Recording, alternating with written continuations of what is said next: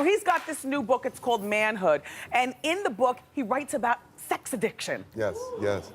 Well, I was addicted to pornography since I was 12 years old. I don't know that I believe in sex addiction, so tell me about it. Well, let me tell you, it's funny because my father was addicted to alcohol, and my mother was addicted to religion. So what happens is you got an addictive household, okay? Yes. I was not allowed to, we weren't allowed to play sports, we weren't allowed to watch movies, we weren't allowed to, my mother had, you know, no makeup, the whole thing, and it was wild because Where'd you grow up?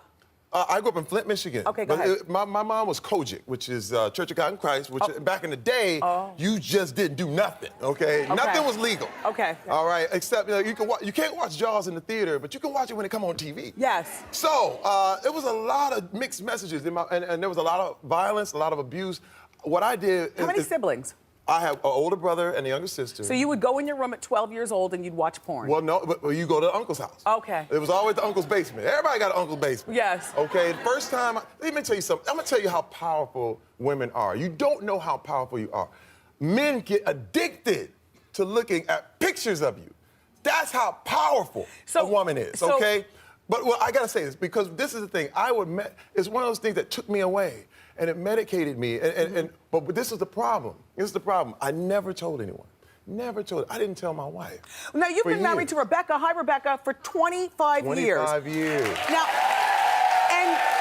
and you write about infidelity in the book. Yes. But we were talking through the commercial break, and you were saying that you as a family had been dealing with this, and now it's been about 5 years. Yep. So you're healed, and it feels very cathartic to write about it. It's one of those things where the pornography addiction turns into something else. You can't have something like that in your life without it growing into something else. Everything grows, whatever you keep in your life. And see, every man at one time in his life is a fool, a victim, or a king. Yes.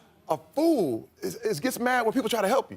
You know what I mean? Okay. You're like, hey, leave me alone. I'm in the street. I'm gonna stay in the street. Leave me alone. And a car hits you, and it's like, bam. Right. Then you're a victim. And what happens is you mess your whole life up, and then you're like blaming everybody. You're like, it's my wife, it's my kids. And let me tell you.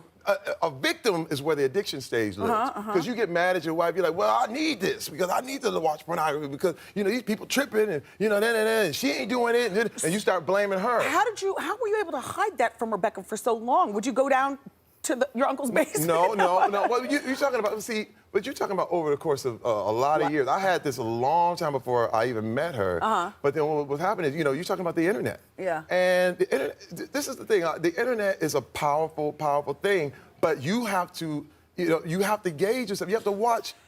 That's the way I would do it. Was internet pornography. Got you. So it would grow into something else.